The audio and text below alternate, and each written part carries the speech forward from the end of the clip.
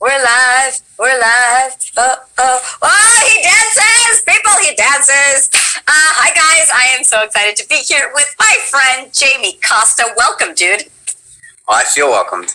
Yes, with a little dance and everything.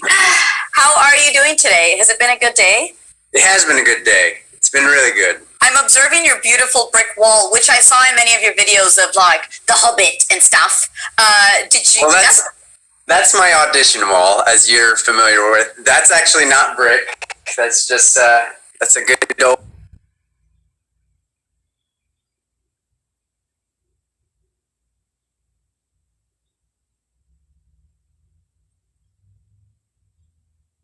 facade. Oh, cool. It looks awesome. Do you change, is it just brick, or can you change the colors? Is it like a thing that you bring down? No, just that. Yeah. Oh, okay. Yeah. You use it for auditions? All the time, and it's very fruitful for that. Yeah, well, because I've seen your videos that that you used to put on Insta that were like just really fun characters. Oh yeah, worked. Yeah, because I'm always hanging right near anyway. Yeah. And it's good light, you know. And I see you're a surfer as well. I'm totally like figuring out your background into how often you can pretty much guess me just by a glance in the room. I love it. I love it. People are telling jokes in the chat. Like, what do you call blackbirds that stick together? I don't know, guys.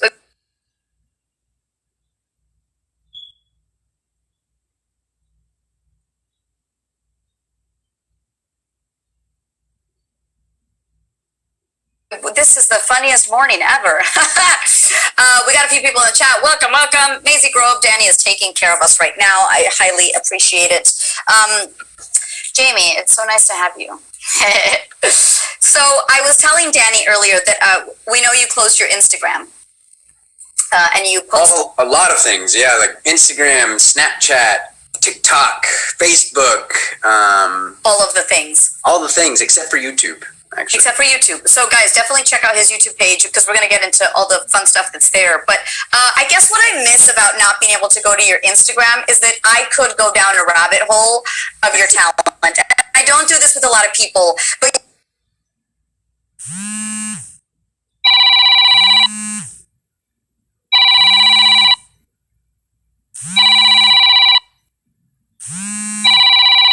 yours was just incredible to go.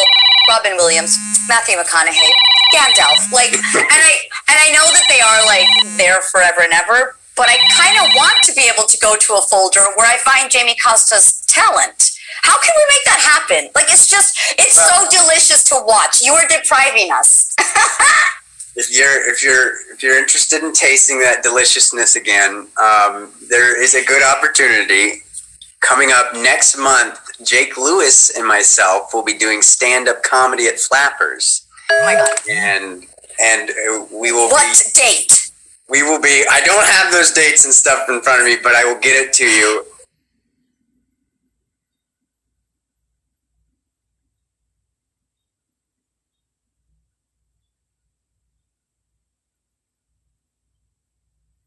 But we will be opening up the full can.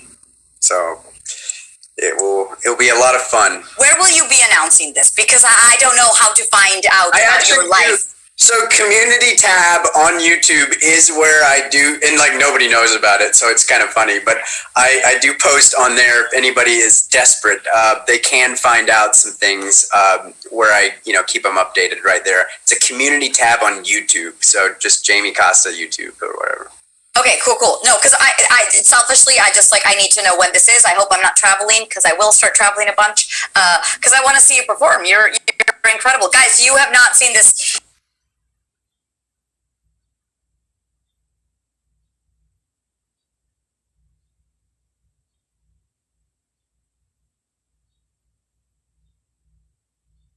Man, perform, and it's nuts. Tell me when it was that you first realized, oh, I'm kind of good at this voice, like, or that voice, or millions of voices. Like, were you 5? Were you 12?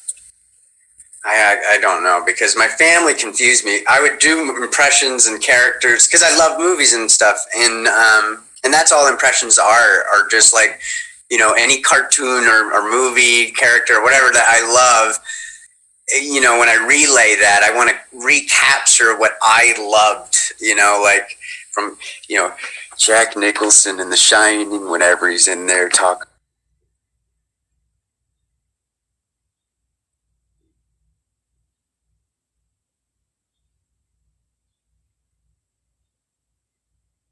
the Wendy darling, his wonderful light of his life. I fucking love, you know, The Shining. And so, like, I want to make sure, you know, I'm like, give me the bad. Give me the bad. You know? And, like, I want to give people the feels I got when I watched that originally, you know, like, and I think that's what impressions are, is they're really just a micro celebration of what ignites me too and gets me going and stuff. So That is the most beautiful thing, a micro celebration. yeah, That's rad. yeah. But I also think that,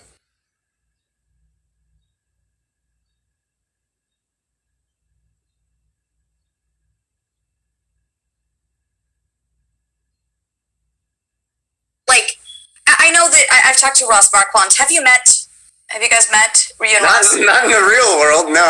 Yeah, no, I think he told me at one point, like, oh my God, like his you know, Robin Williams is incredible, and like, so he knows of you, and he tells me, like, sometimes he'll just watch a YouTube video of McConaughey and, like, you know, just pick up the things and try to do the things, the things, you know what I mean, like, whatever.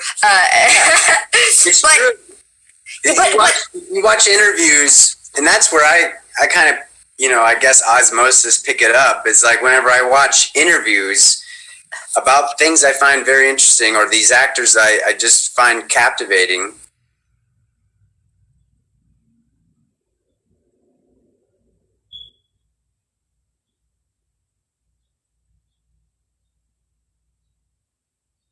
And you pick up on their, you know, kind of who they are and how they would respond, you know, and then that's the fun, is obviously improving it is.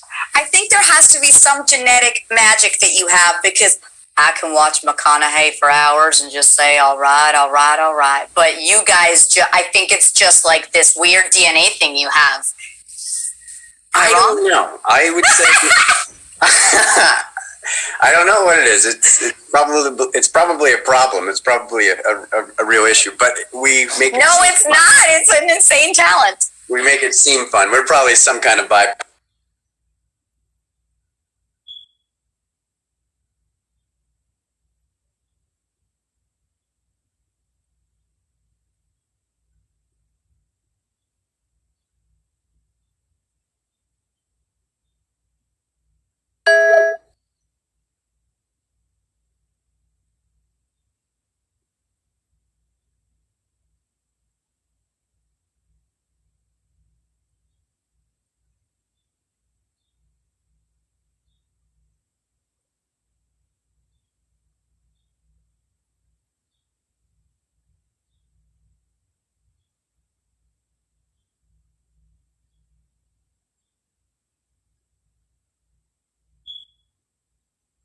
Bowlers or whatever. Who's one of your favorite to do? Oh my gosh! I mean, McConaughey is fun because he just sits there and he just talks.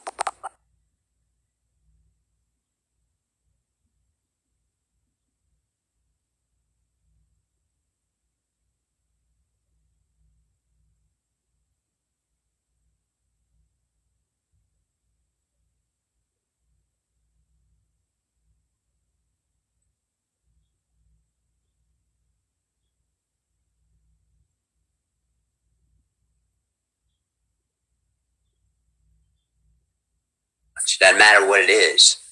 You can just look in your background and see that that's what life's about. You see that background, that green screen. You see you're emulating something that's simulated. And that's the problem. We need to get back out there where it's real, where you can touch it, where you can feel it, where you can taste it. Yeah. You know, and it's like, that's for, you know, I don't know. Because I guess there are some that come easier and some that are a little trickier. Well, it does, and it depends on the crowd. Since you've mentioned McConaughey, since, you know, that's like,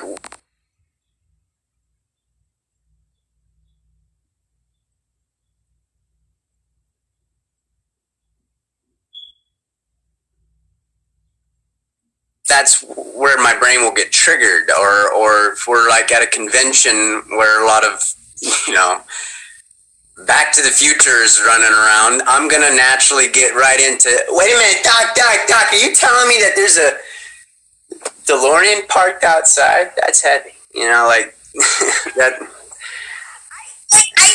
You micro celebrate people, and I want to macro celebrate you. Like, it's just insane. And even like you. That's the danger, my dear. That's the danger. Why is it the danger? Like, it's. So it is. You know this as an artist. You gotta.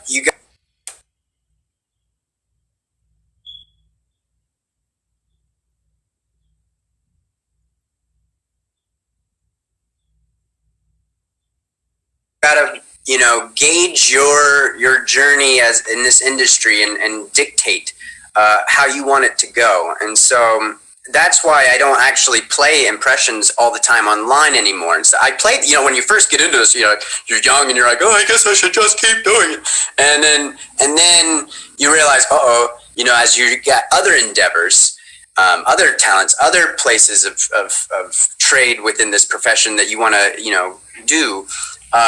If you're not careful, you can swamp yourself. You can dictate something that hampers you from getting more.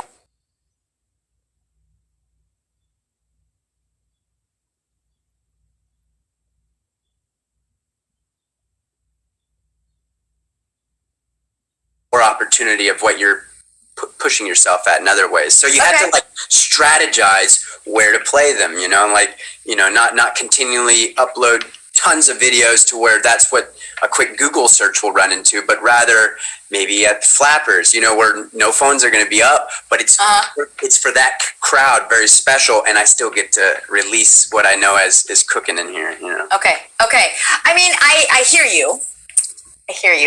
I've had this conversation about like gaming stuff, and you know, they're like, oh, well, you don't want to pigeonhole into gaming, and I'm like, yeah, but as someone who's struggled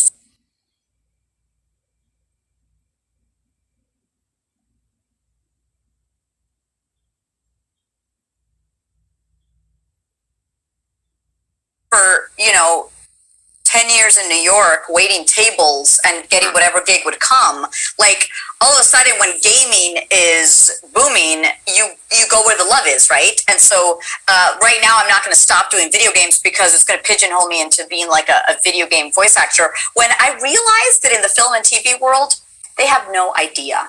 I really do think that there is a lack of crossover there, and like I will admit, I do find it to be a little different. Yeah. In regards to face association, so I do I do deep fakes as well all the time. I do tons that no.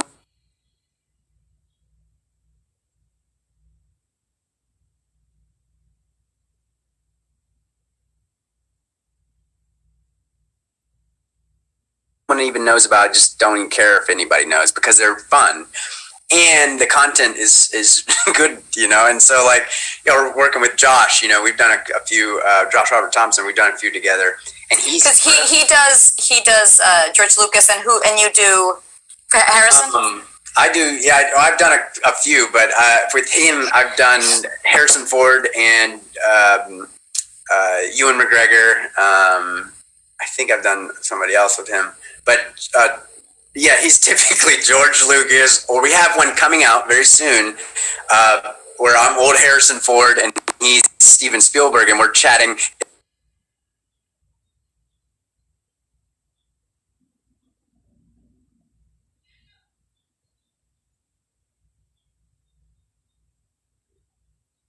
It's kind of like the premise is hilarious, where that Steven has to let Harrison Ford know he's not directing the new Indiana Jones. Shut up. But Harrison's very excited because he loves Indiana Jones, and he usually is like, you know, oh, grumpy.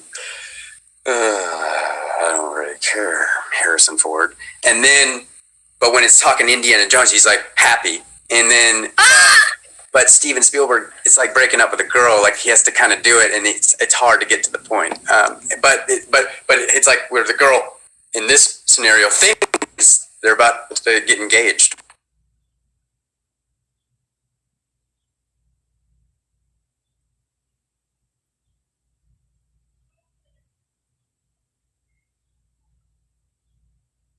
really is the opposite. planet. Oh my God. So wait, you said old Harrison Ford. That's because you have a young Harrison Ford. Yeah, I mean the differences are just breath. So like, like old, the same thing with Jack Nicholson. Young Jack Nicholson just talks real quick and snippy and snappy like this, and just like want to just crawl right in there and just peel you apart. But then you get to the old departed Jack Nicholson. He doesn't really give a fuck, you know. But yeah, but Harris the same way, where he's like,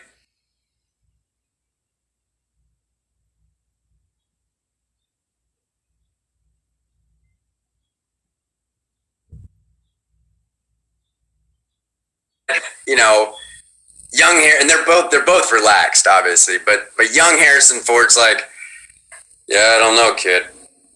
You know, snakes. Why'd it have to be snakes and stuff like that? But then old Harrison,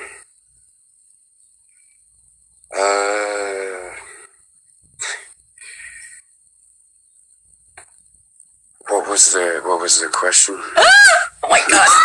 Or him advocating for, you know, the global warming, right? He does that. Right, yeah, which is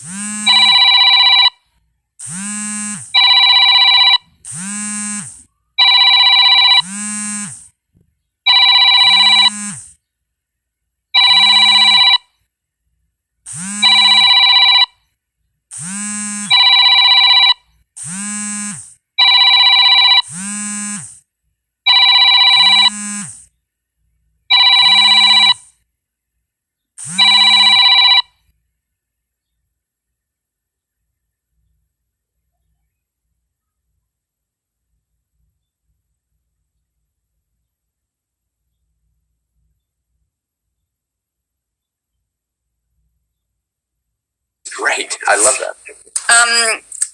That's fascinating. Do you find that when you have conversations with friends, you, as you tell a story, you have to do a voice for your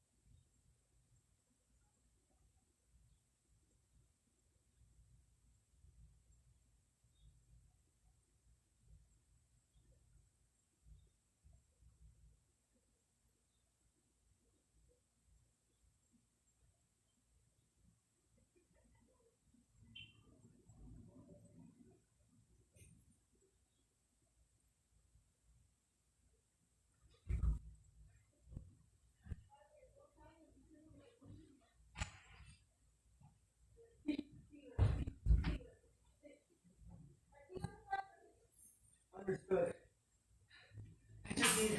I just need a bath because I can feel sweat from all that. No.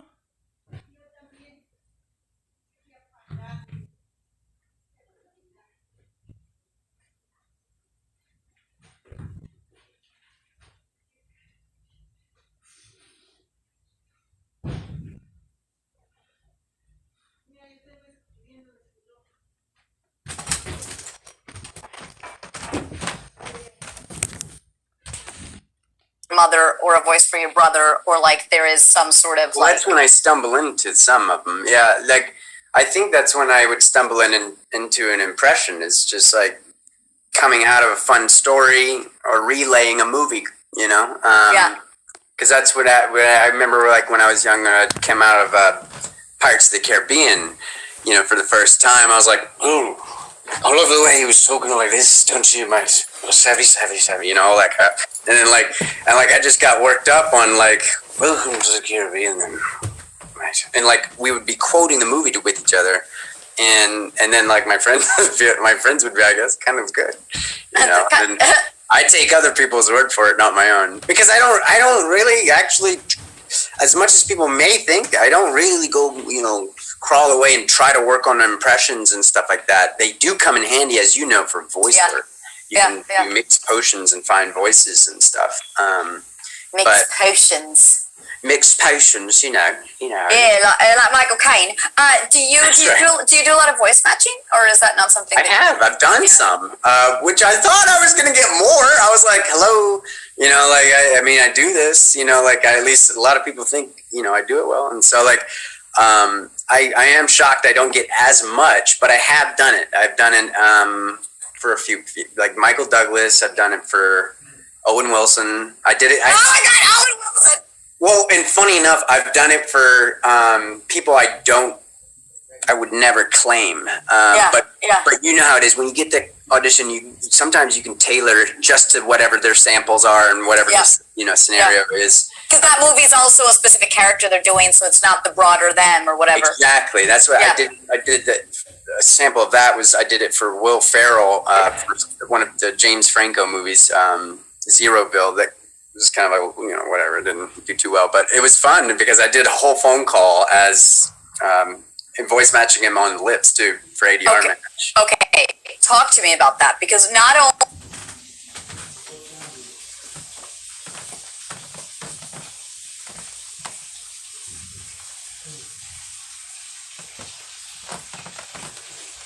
I don't particularly like dubbing or I don't chase dubbing for sure, but if it's fun, if it's, you know, good pay or something. But for this kind of ADR though, it's tricky because you're locking in on their voice, and also like I suffer even ADRing myself for films. I'm like, I can't get it right. Wait, I spoke really fast. Or like, what was I doing there that I spoke and like my lips aren't even like really enunciating it, but it's there. Like, yeah. You're doing a whole phone call. Do you just do the whole damn thing together? Did you practice it forever? Like, how did that go down? Yeah, I would get so anxious. Well, it was one of my bigger things. It was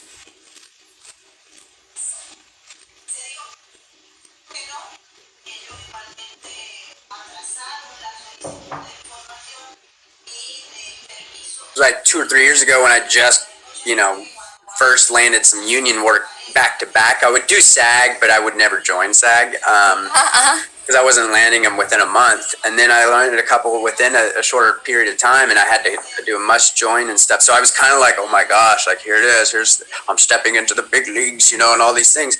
And I go do it for this production that, you know, had some names on it, and like the producer comes in and stuff and watches like stands right behind me, and like thankfully I just was like, hey man, you know, I felt very good that day and confident, but I was just like, usually I mean like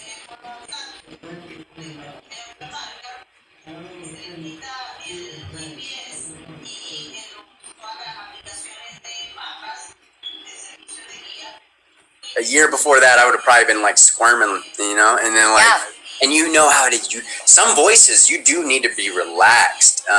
Even today, just jumping on, I'm like, oh, I better calm down because like, if you get too worked up, caffeine will ruin you sometimes too. If you get too worked up, you can't set in to the good tones. But anyway, that one I was very like oh shit, here we go. And fortunately, we went chunk by chunk. Chunks. Yeah. Oh, dude. Or you do practice like a long run.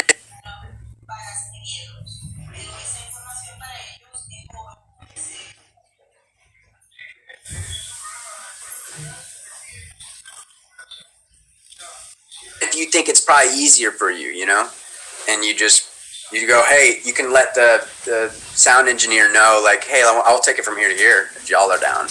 And then they're like, okay. Yeah. You kind of know where the breaks are when you can pick it up again, and that's so fascinating. I think I've auditioned twice for voice matching and haven't booked them, but it's also like that sometimes it's really easy to imitate perfectly what they've said and recorded, but then when they give you new lines that are the ones that haven't been recorded, you kind of have to do your own take, and that's. I've had struggled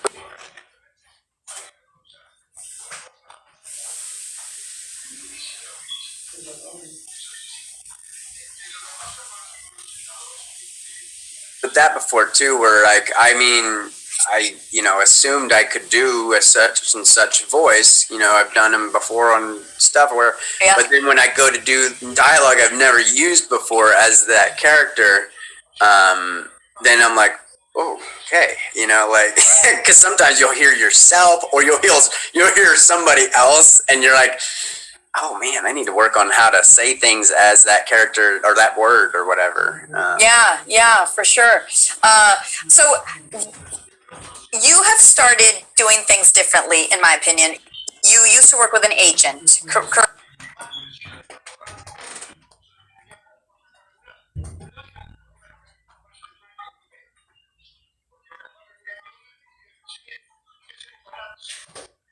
me if I'm wrong. You don't have an agent right now?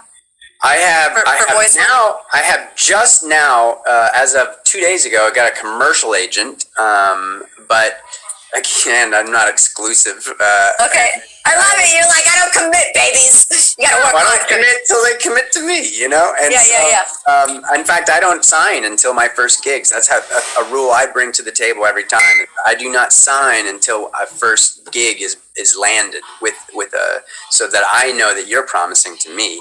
And sometimes that makes people feel like, what?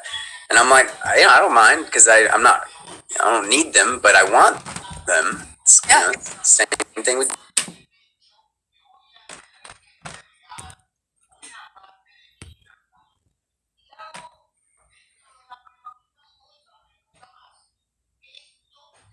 dating. It's like you go, hey, I'd like to, but I don't need you, because if you go in desperate, that's how that goes. Guys, take notes for the dating life.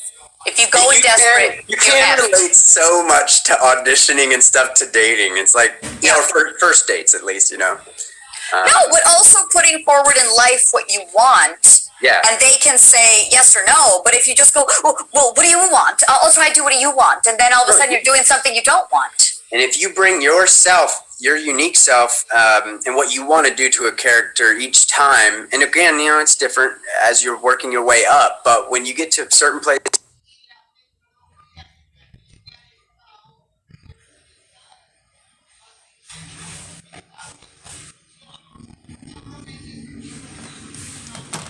this is where you go, no, I'm not going to try for everything. I'm not going to try for every girl. I want to. Yeah, because that's ridiculous. Right. And, but you get to a point where you're like, no, I'm going to bring myself to the table here, my truest version of myself. Well, then if you finally do get cast, then nobody else is going to be able to do that role the way you are doing it. And then you're going to be paired with the best movie or best girl, whatever it is, Or totally. But I guess you made a transition, or you decided, I am getting enough work on my own that other people aren't getting me. Correct? Oh, yeah, for agents as well. Like, I'm with Dean.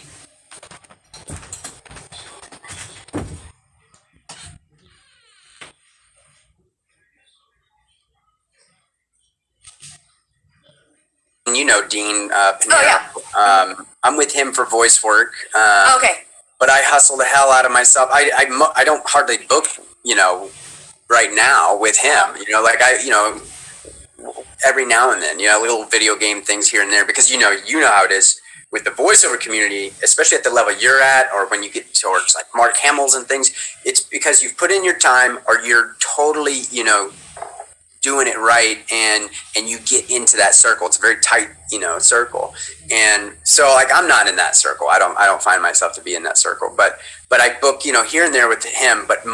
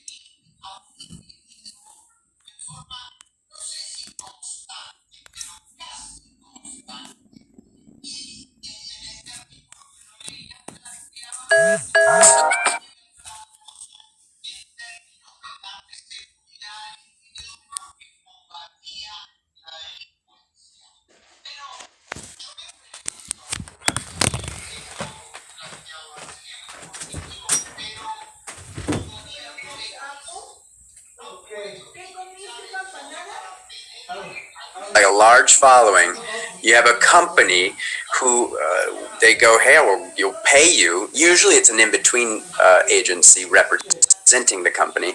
Will go and ad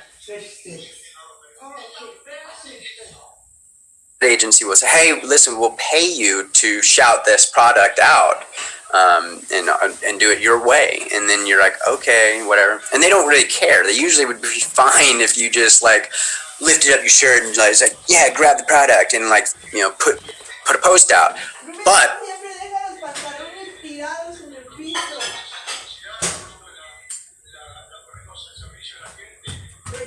as a filmmaker and, you know, actor and stuff, like I'm like, okay, no, if I can get enough budget, what I started to do is I would take 90% of that budget, like a big chunk of it, and just film a legit spot. They would not even ask for it. And then I would put it up, and then they would go, what the fuck? Like, that's amazing. And then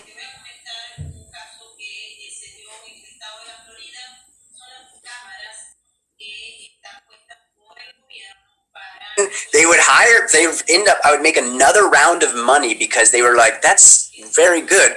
And we would like to push that out on our channels. And I'm like, great, it'll be another round. And then like, I would make money off that, but then that would get me more work. And ultimately it led to Manscaped reaching out. And I thought they were doing the same thing where they were doing brand deal, but they didn't even know I was into social media. They literally saw my Tommy John underwear spot and that.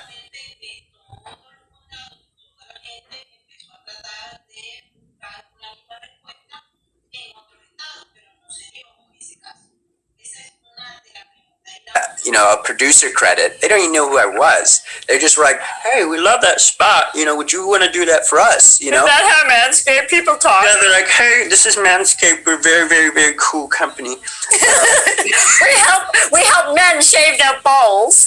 Yeah, we like to see as close as we can get to, you know, it's kind of a risk. We want to help people trim their bullseye. We really want to, we're all about courage, and it takes that. I'm sorry, Robin Williams creeped in. I know, and that is what happens. It, like, you know, characters will eke out, you know?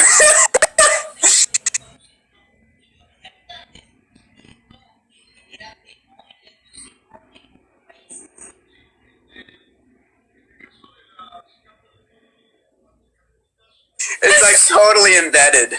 I love it. But it's true, and they thought, oh, hey, would you produce spots? Wait, I'm sorry.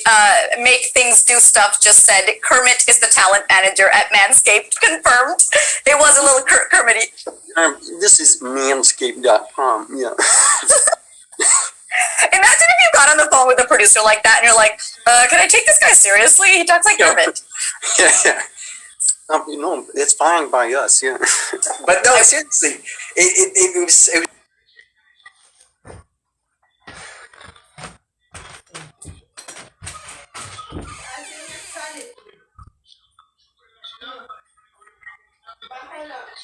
They thought I was somebody who would just produce the content, the video, and then they hired me for just that. But I didn't know that. I thought for sure. You know, they wanted me to be a whore for my impression on videos and Instagrams and stuff. And so I emailed them back going, yeah, that sounds great. If you could just, you know, I'd like to try the product before I would, you know, push it out there and just stuff like that. And I was like, yeah, like, what do y'all think? Should I share it on my Instagram? Are we thinking Facebook and stuff? You know, like, and they're like, I mean, we don't really care. I mean, you can do that if you would like.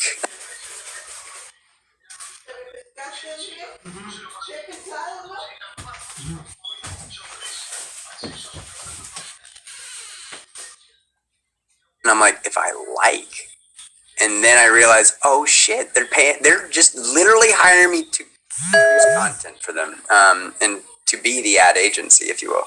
And so, yeah, then I got on a roll with them about 2 years ago, because they had they're a brand new company, really. They're just a few years old because they won Shark Tank. and then ultimately, you know how it goes. I just started doing spots. I've done about 12 spots with them. Whoa! But and of course, I like to hop in them every now and then because they let me write them, and so I'll write bizarre, fun stuff. And like, if it's a really bizarre character, I like to always, see if I can.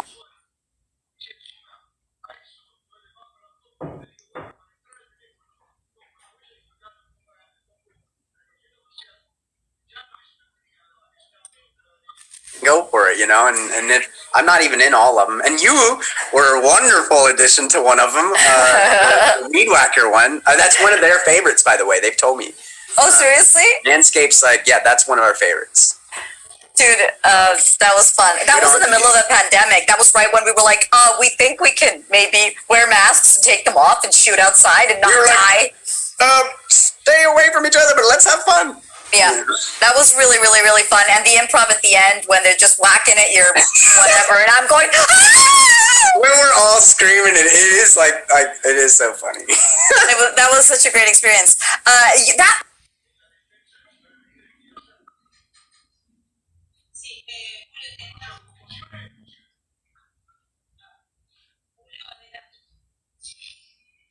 But that also means that you're just like this crazy creative machine because you're creating full spots. It's not just like, I love this product, thanks guys. It's just like, it's this whole not to world. Down that, but that's just not me. That's not my challenge. That's not where I love, doing high quality content. So fortunately they would give me bigger budgets as we went along. So I could, up it. I could make a caveman one and go crazy and an alien and stuff. When I saw the caveman one, I thought it was a produced commercial by somebody else and you were in your caveman outfit. And I'm like, holy shit.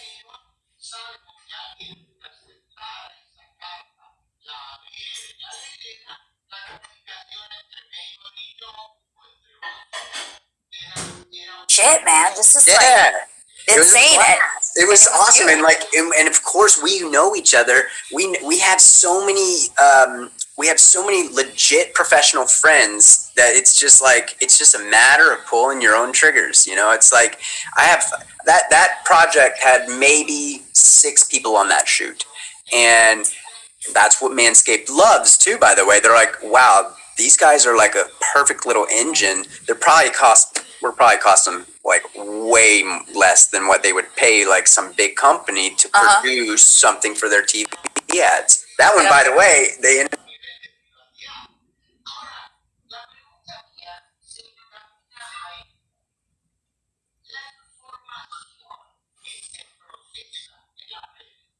up running on like TV and Hulu and stuff. And I was like, well, I hope SAG doesn't see me, You were also covered in hair and like. I know, I was like a full caveman, like you could not know. Yeah. Oh my gosh, I was just gonna say something and I forgot. In Spanish, you say the dove left.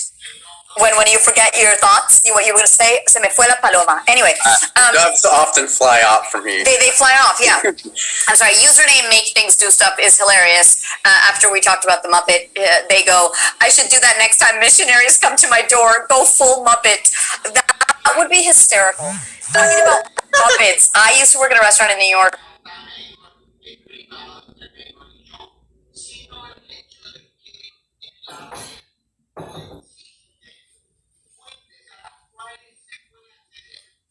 Where the manager's name was Kermit, and he was this big black dude, and I was just like, the guy's name was Kermit?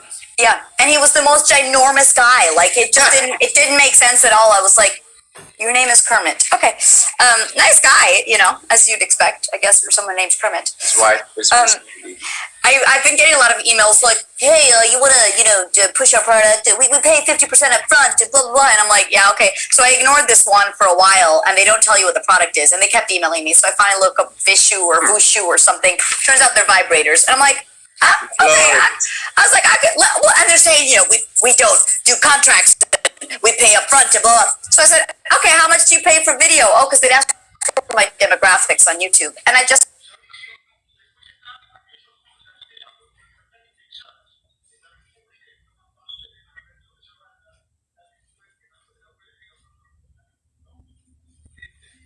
said, like, look, 53 3% of my followers are 18 to 24 years old, and then another huge percentage is 25 to 35. And then they're like, "Oh, I'm sorry, it's not going to work." And I'm thinking, who are you selling these vibrators to? Like 90-year-old women? I hope those are buying them. But like, you would think that at 20, demographics, would you? They aren't younger than those, are they?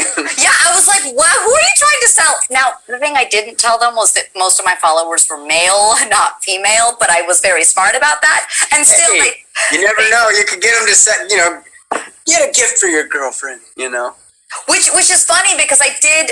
If you're not able to. That is smart. That is smart. It's like, hey,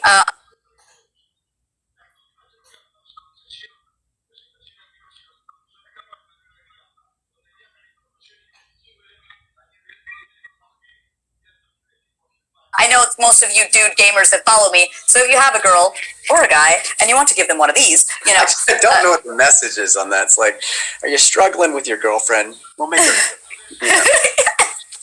or just add some more fun to the bedroom. Like it's spice it up. It's not yeah. So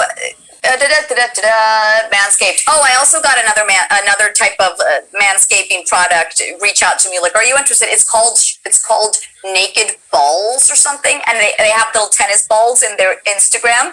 And I was like, they're a knockoff. Oh, probably, sure.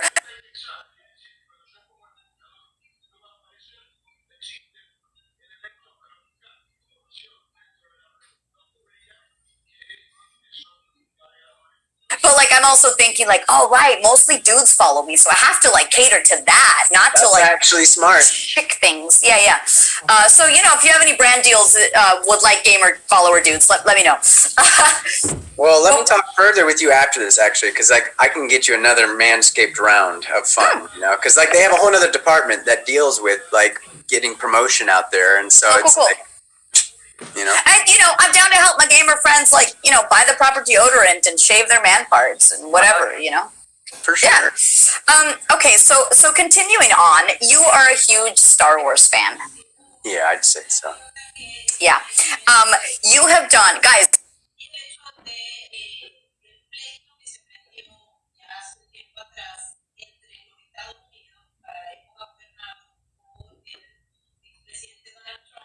Anyone who watches Star Wars in this chat or who loves it, you need to watch Jamie's films because they're insane. Like, they look so legit.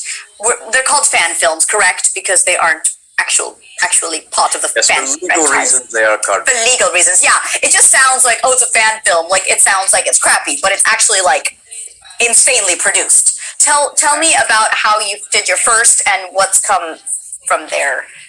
Well, we did one called Han Solo, A Smuggler's Trade, and it was really fun. It was a first outing of that kind of nature for us, but I really wanted to up it. I wanted to do something high quality, and then, I knew as a filmmaker that would be fun experience, and we could show off our chops.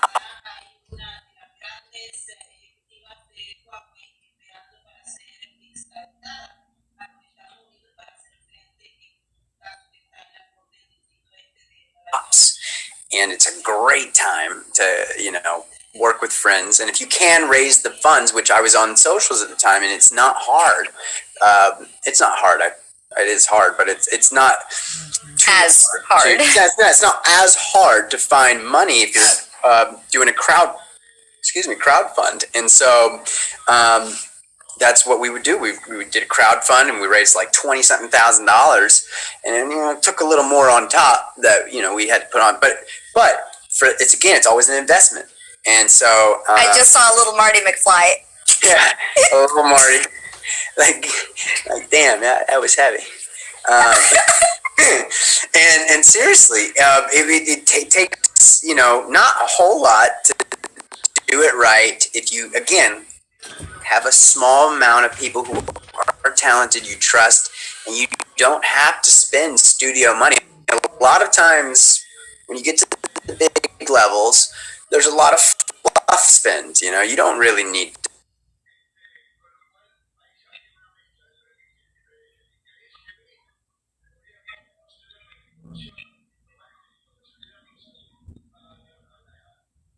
that's why indie films can keep a much tighter crew.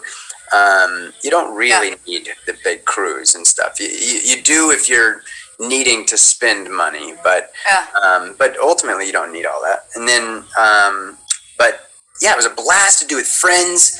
It was a way to kind of test out like doing an impression, but also like at the time I was starting to get, you know, a little more into acting and on screen, like taking that a little more serious. So I kind of tried to play that. I don't stand by that performance as much, but it was fun to like to test that out, if you will, you know, like playing a Han Solo.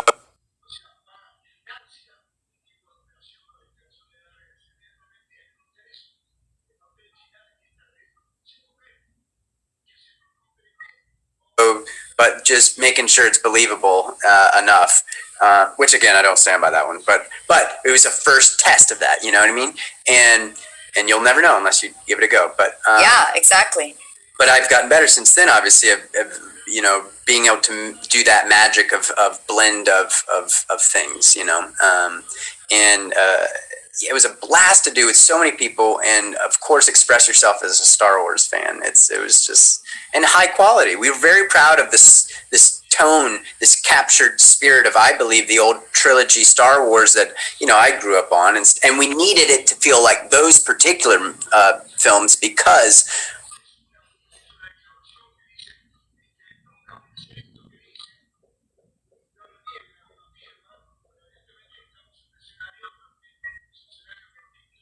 of where we imagined that little sliver of a story thing. I would call that one more of an adventure, but yeah. Yeah, and you've done two kind of major ones so far. Yeah. Actually, I would not. I would say more because if you count, I did this one in Morocco right before Kenobi called Star Wars Origins. Shut up! It's awesome. I play like an Indiana Jones, Han Solo-ish Jamie character. It's like a blend, if you will, of all Wait, of that. you guys flew yourself to Morocco?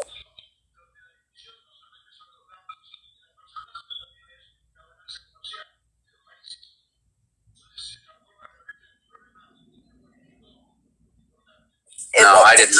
I don't move unless people find me. But it was a really cool production. It was produced by somebody else. You just there's a group out of the UK. They do a lot of stuff. But yeah, I auditioned right on the wall back here, and then they flew me out. And did they find you because of your other Star Wars film? I'm sure they had to have. I think that's how that trailed in, but I had to put myself on tape. I had to, because they're like a UK, they do a lot of commercial and film and stuff. But yeah, I think that's how he trailed in, you know, and then he was like, you know, hey. But again, what was fortunate.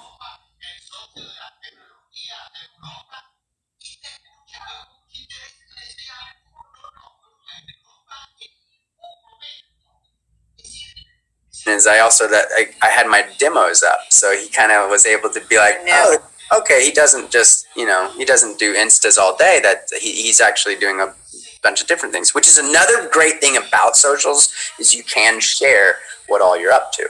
But lest I digress, it was a fun time, and it was a damn cool. It's a damn good one. It's one of the more notable views. That's not on your YouTube channel. Not mine, yeah, because I've only produced two under me, and then there's the Kenobi one is the one I did right after that, and that was the one I was producing.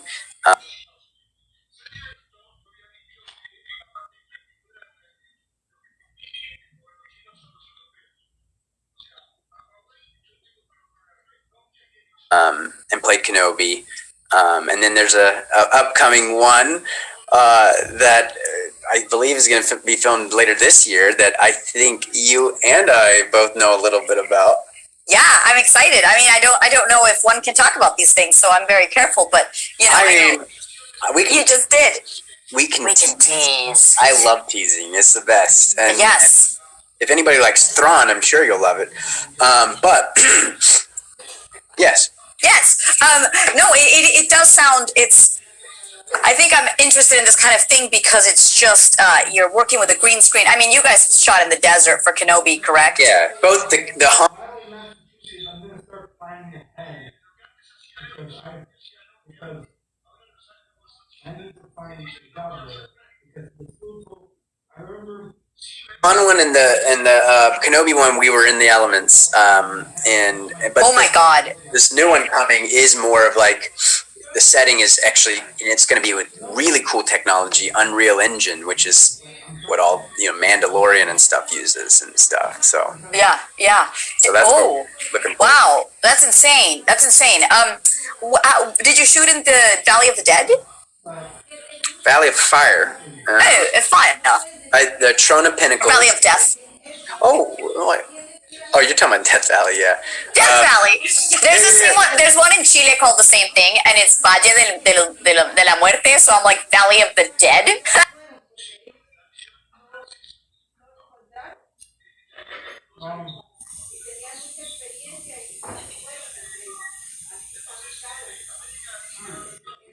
Death Valley. Sorry. Yeah, Death Valley is, and which is cool, is like that's where the original Star Wars A New Hope film Tatooine, some of it was obviously in Tunisia.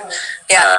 But yeah, Calico and Trona Pinnacles, and but that was for Kenobi, and then the first shot of Kenobi, if you go look up the first pan down, coming down to Tatooine, that is Morocco, because when I was filming on that Origins one, the crew was like, they knew I was doing this Kenobi film, and they're like, Jamie, do you want us to throw the drone up and we can get a shot for you? You could be Tatooine, we can, you could just start the film that way. And I'm like, that's actually.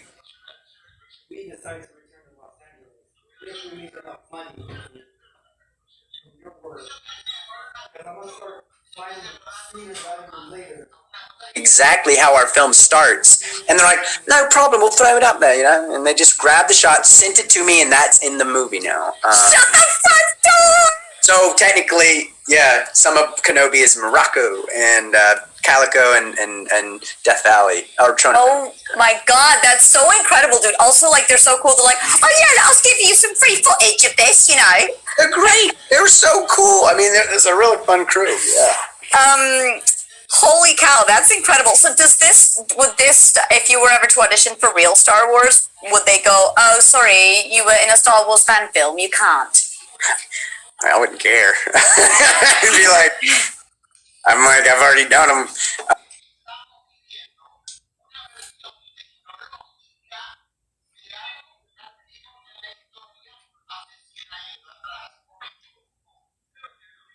No, I know. I didn't know if because Lucasfilms has been very nice to the 501sts and all that stuff, and so it's just like, yeah, do fan films as long as you're not. Oh well, yeah, it has not limited me. I've had auditions for Lucasfilms since cool. These have gone up. So I don't think that, and of course I think they love the Star Wars fan films and stuff, because they've flown me to places. They've thrown who's they? Disney.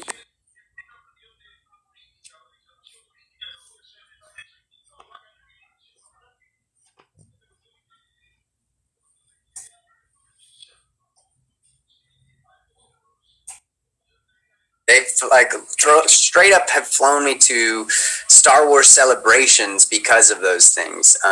Shut the front door. Tell me more. This is why we're here, to hear all the dirty gossip of you traveling with Disney. No, but seriously. It was bus. I got to treat my brother to first class, and we go down to the hotels down there in Florida and Orlando and do the whole celebration thing, and yeah, they were too much fun, and that I've been on the Star Wars show with Andy, I forget her last name, but she's a hoot. But for this stuff, so it's like I don't really think that they.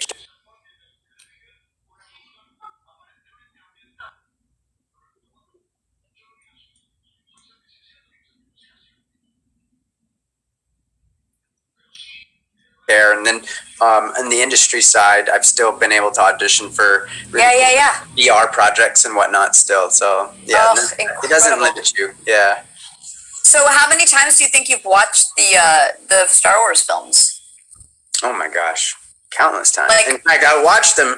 I'll rewatch them, of course. Prior to well, to the films that I would be doing, the little shorts and stuff. I would just because it gets in you, and then you can be worked up on ideas and thoughts.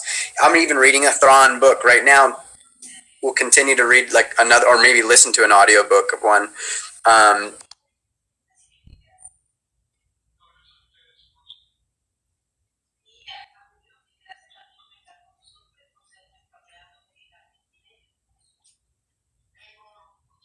Just to, I know it's not like definite, needed research, yeah, but it helps. it helps. The more you can just saturate, and just get a bunch of stuff in you and churning the thoughts and mind, then when you're on set on the day, you can offer up ideas that will be brewed because you have put in so much efforts of prep.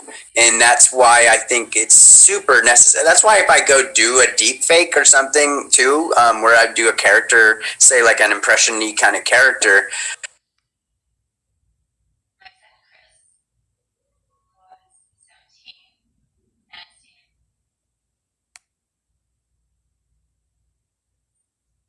I will watch, some like an interview or something of these particular people, so I can already like have stuff to grab and offer. Yeah. Because that's what I find super special. That's the thing I love about Robin Williams, is that when he would do a take, he would offer up a new take every single time. He never did it the same way, and that's what made him a specialty, I think. Just novelty as an actor, and that, for all you actors out there, is what makes you, I think, stand apart from anybody else, is when you can bring more to the table than what is already on the script. And so, even if it's improv emotion or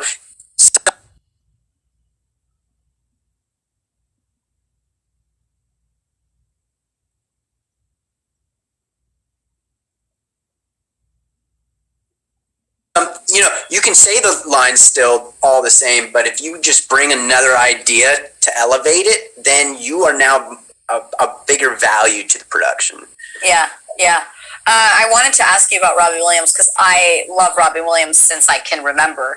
Like, people would ask me, who's your favorite actor or actress? And I'd be like, Robin Williams. I wanted to be like him because I loved that he did animation. Once I realized he was the genie in Batty Coda, I was like, oh, wait, this guy does that. Batty is amazing. And then he does that and also does film and TV. And I was like, that's what I want to do. And I just... inspiration.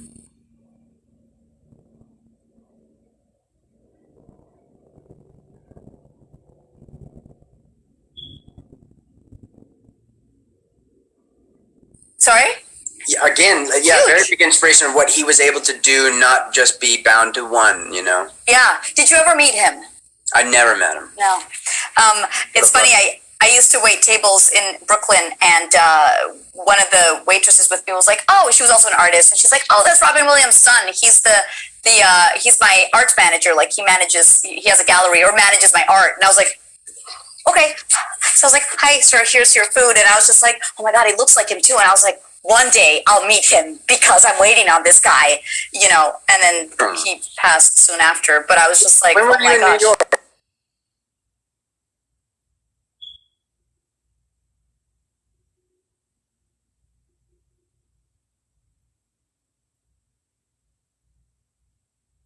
How long ago? For coming out 4 years. Okay. I was there for 10 years. Damn. That's right. We chatted that, yeah. Yeah. I hustled there for a while and then moved here to live in the sun, and my life is better for it.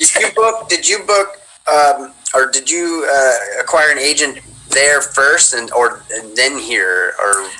I had an agent there. I worked with Abrams there, or now A3, since I was in my early 20s, because they needed a lot of Spanish talent for really boring Spanish commercials.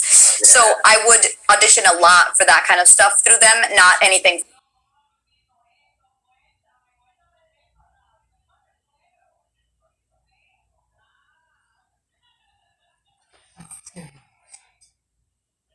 Fun. fun, even though I wanted to do animation. And luckily, Overwatch was auditioning Latinas there for Sombra. So I booked that there. And then when I started traveling to conventions and meeting other voice actors, because I didn't know voice actor was a word, I literally just thought, oh, everyone's a theater, film, and TV actor that also does voice on the side. I didn't realize some people would just focus on voices, because New York doesn't really have a huge voiceover community. Like, we do commercials there. You don't do a lot of animation, sadly. And so then they were like, Carolina, you got to move to LA. And I was like, oh, yeah, okay. So I moved here because of voice actors saying, come out to LA. And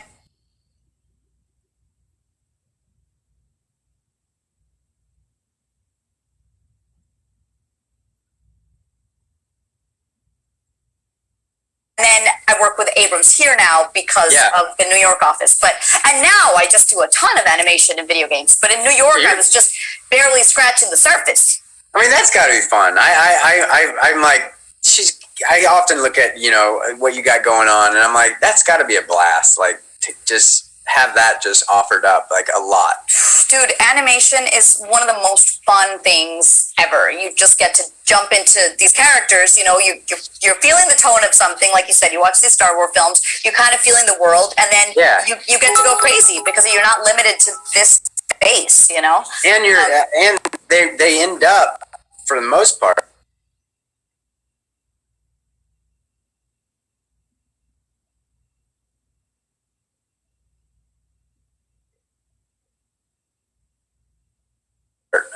usually animating around your original input of delivery or imaginative, like come up with kind of for the scenes or scenario, and like you said, imagining the world and how you would be in it or whatever, those characters. Yeah. I mean, animate around that.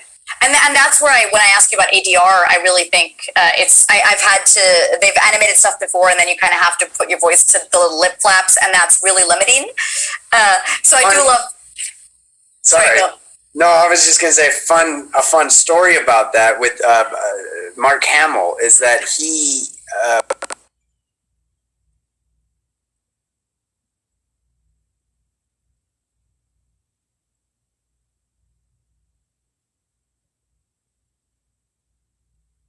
I went and watched Mask of the Phantasm once with the director of that, the voice director of that, Andrea Romano. I think so. Yeah. And she told a story about how Tim Curry was the Joker already. He was already cast. He had already done the Joker in the first few episodes of the Batman the Animated Series, and Mark had to come in. And one producer apparently didn't like Tim Curry and put the foot down, and they recast him after 3 episodes already done. Oh, shite. And Mark brought his Joker in there.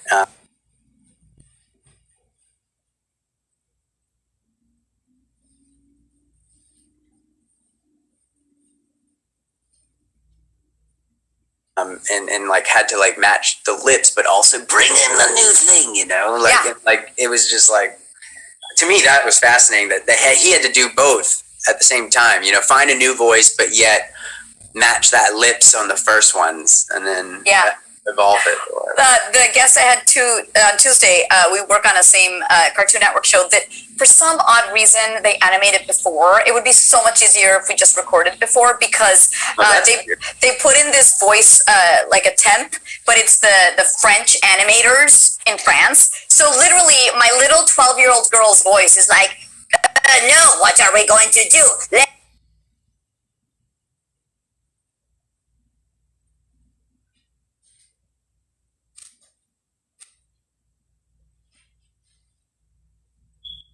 Let's run over here. Come with me. So then I'm hearing them and trying to just go, hey, no, let's go over here. Come with me. But they've also chosen like weird moments to pause or like weird ways to inflect the damn sentence. And I go, this is impossible. I mean, we do it, and it's a cute series, but I'm just like, God, life would be easier. Now, is that just because you're doing the English version, or is that the actual just needing to the weird process of them already doing it? Yeah, it's their weird process, and even though they're French animation, a lot of the animation happens overseas. It doesn't happen here. Like Disney has people in Japan, and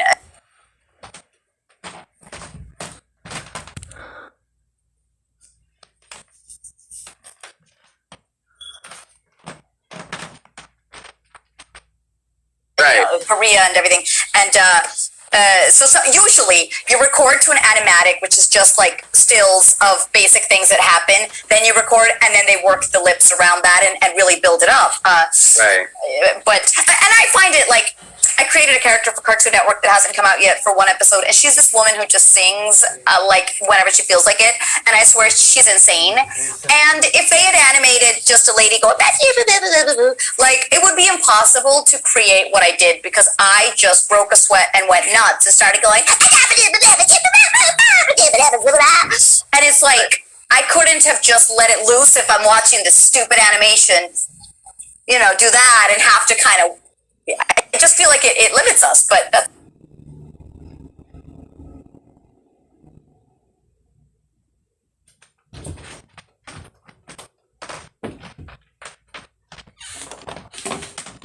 me.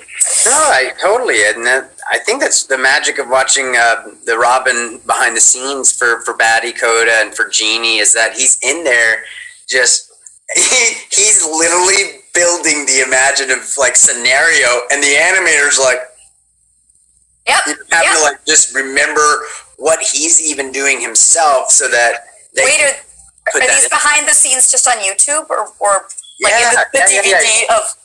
Oh, I haven't seen those. Well, if you're a fan, they'll send you some special stuff. No, seriously, they actually have him on YouTube where you can just see him like unleashing and doing a lot of action.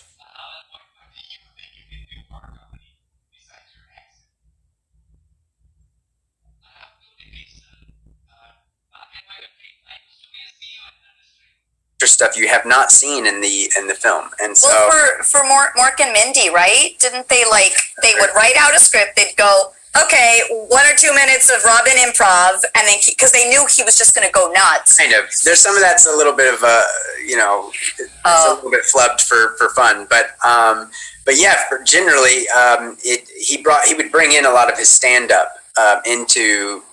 So a lot of people, if they're watching his stuff at the clubs, you would see some of the similar stuff. But also he would riff if there was the opportunities, which he would do a lot. Yeah. But it was basically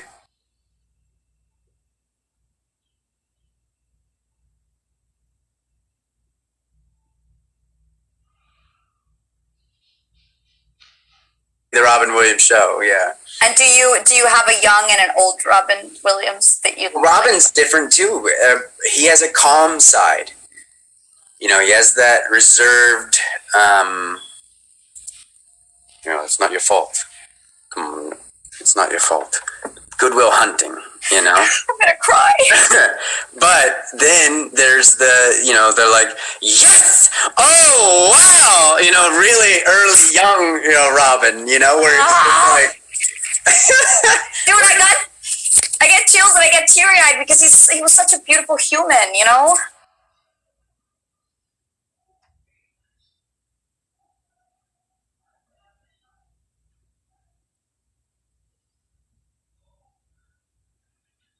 And that's the thing for me.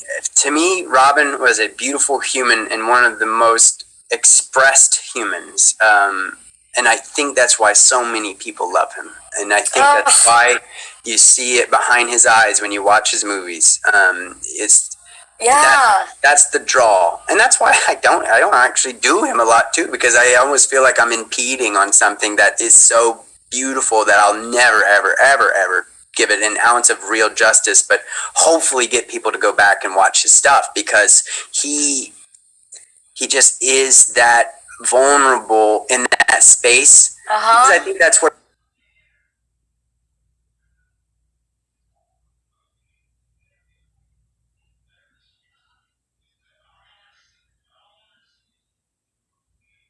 he was most expressive, and I think he breathed well on stage, and I think he breathed and was most human, right? And that there's no performance with Robin. I really believe he's so naturally there and tapping into his concerns of a human in his characters and stuff. That's why you feel it. You feel it when he acts. You feel it, whether it's comedy or sincerity of drama or whatever. No, I'm really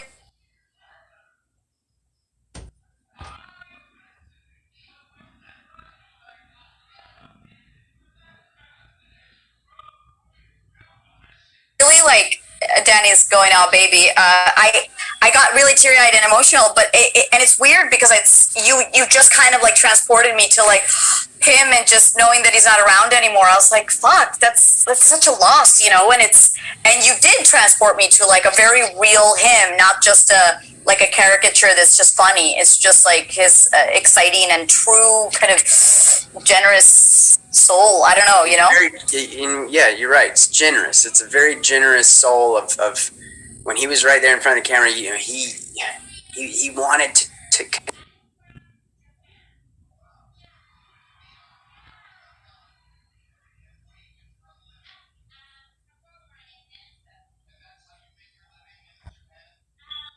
connect with people so much. Yeah. He understood whatever struggles and tried to emulate that and tap into that vulnerability. I've never seen the movie where he's that creepy guy that takes pictures of somebody across the street. Yeah, because I just love his. I should maybe just to see his extend his acting, flex his acting muscles. But I like him as this, like, you know, Jack, and the one of where he's just a happy, the clown one. What's it called? Oh yeah, Patch Adams, and even just, oh god, Mrs. Doubtfire is one of my favorites. But like, he was just so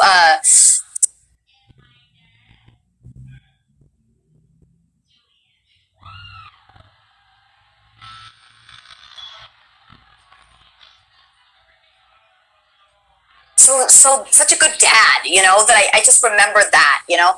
Yeah, some of my favorites are. And a lot of people don't know them, but there's some of his best performances and my favorites. Moscow on the Hudson. He writing this down, baby. Seriously, guys. Yeah, if you like Robin and you're watching, these are films I think he would actually appreciate if you caught him too. But Moscow on the Hudson. Well, before that, even The World According to Garp, which was technically his first.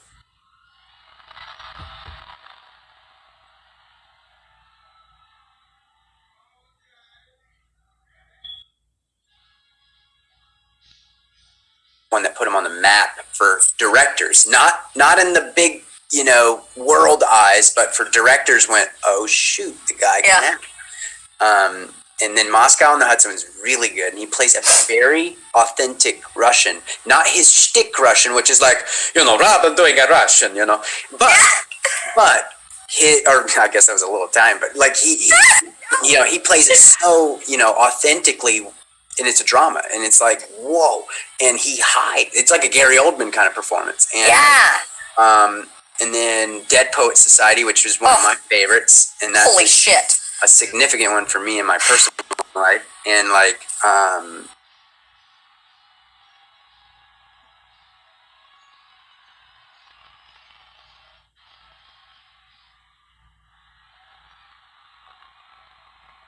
but The Fisher King.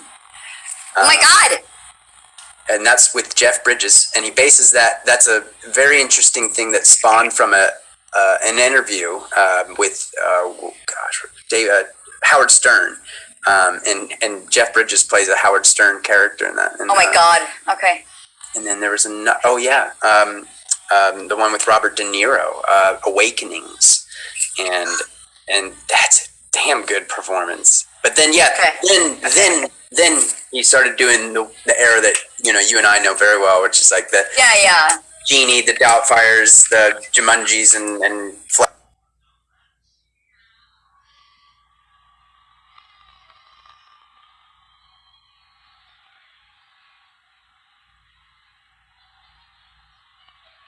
stuff, you know. Lover!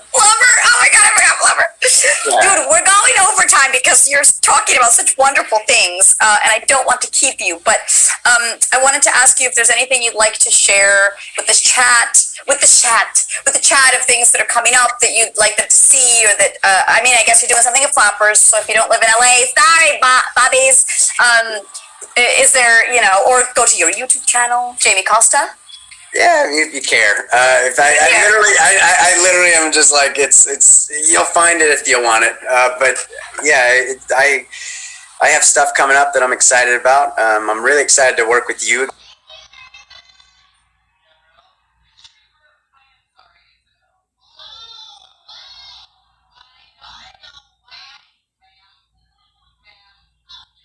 and we have a cool sci-fi project. We'll get into more announcement on, I'm sure soon. Yeah, I'm excited for that. Yeah, and I'm really excited for all those things. Cool. So I do this thing at the end of the stream where I thank the people who subscribed to this chat. Can you choose any funny voice? It doesn't have to be an impression, just whatever the fuck you want. Yes, I swear on my thing. And I just say thank you. I felt bad earlier when I was swearing. I was like, I hope it doesn't matter. Oh, no, it doesn't matter. Where I say thank you, blah, blah, blah, blah, and then you shout them out. Does that sound?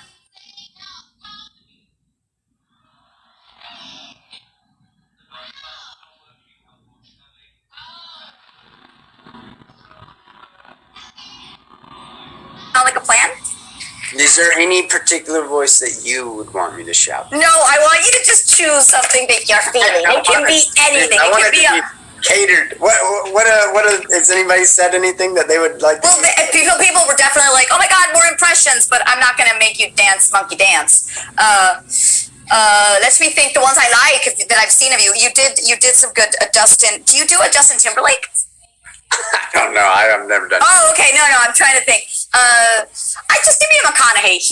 He's so sexy. So resubscribe for 1 month.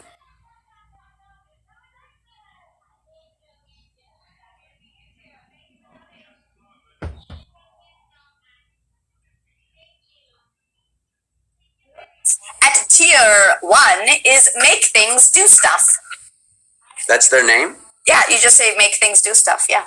Things do stuff. Make things do stuff. Make what kind of things do stuff? And then first of all, we gotta make a definition of what make things do stuff even means. All right.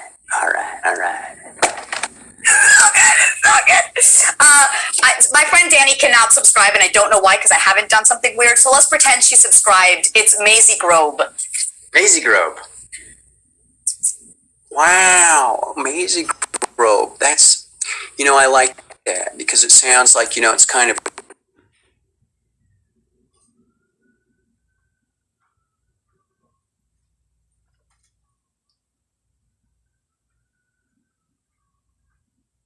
trick. It's kind of like, hey, where do we go from here? I don't know. It's a Maisie Grobe. So good. Okay, we also have resubscribed for the 10th month in a row is, wait for it, Booty Farts 22. Hey, Scott Marty, Booty Farts 22 is just subscribed. Oh, we better shout them out pretty good. Mark, make it good, Marty, make it good. That's sweet. Scott, great, Scott. That's gonna be hard. That's gonna be hard, Doc. Good luck. Booty, did you get that? That was awesome. Okay, wait. You gotta give us some Gandalf for Floggy Holly. Floggy Holly, this is Gandalf.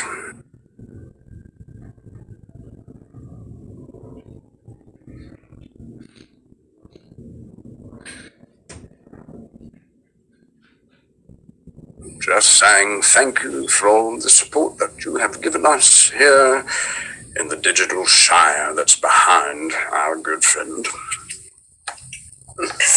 Do you also do an Elijah Wood? No. Any other Hobbit-y stuff? I don't know. Oh, okay, no, because I forget. Like, I've watched so many of your videos. We have the anonymous gifter gave Maisie Grobe a subscription, so we thank them profusely. But cheering 100 bits was Positive Vibes. What's her name? This Positive Vibes? Positive Vibes. How did they land that name? I feel like that's the coveted name. Well, Vibe...